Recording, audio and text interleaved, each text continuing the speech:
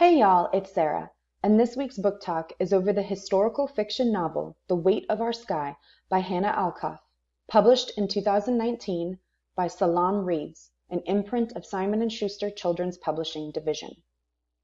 On May 13, 1969, sectarian riots broke out between the Malaysian and non-Malaysian populations in the city of Kuala Lumpur.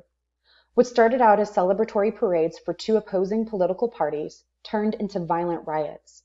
In the span of a week, mobs on both sides burned businesses and homes to the ground and attacked innocent people, resulting in the death of around 600 civilians.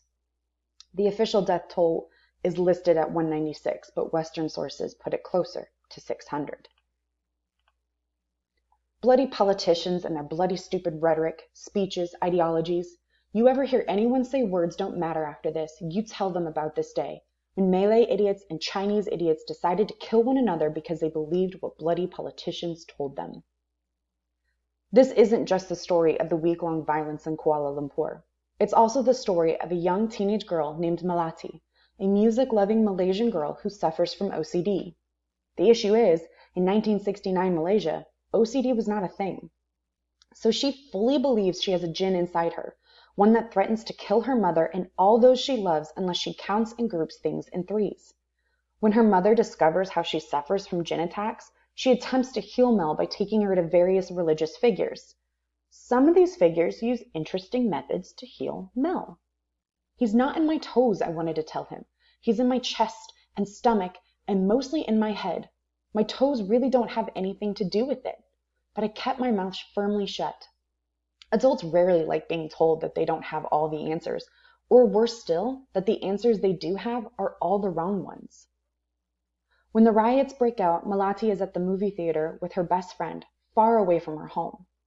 Saved by an older Chinese auntie, Melati tries her best to cope with the ever-growing severity of her OCD, all while trying to navigate the dangerous city to find her missing mother. But the week is long and violent. How many loved ones will she lose in 1 week? And will she lose herself as the grip of the jinn becomes powerful as she faces more and more destruction? If this seems like your cup of tea, but you can't get a copy or you've already read it, check out these two books. Patrons and Saints of Nothing by Randy Rebay is the story of Jay Regaro, a senior in high school, ready to head off to the University of Michigan in the fall. When he discovers that his cousin was murdered in the Philippines as part of President Duterte's war on drugs, Jay heads out to the Philippines to find out what really happened to his cousin. With Fire on High by Elizabeth Acevedo is the story of high school senior Oni Santiago as she struggles to take care of her daughter and support her abuela. The one place she feels free of those responsibilities is in the kitchen. But can her love of cooking translate into a living for her and her family? I hope you all enjoyed this book talk. I'll talk to you all next time.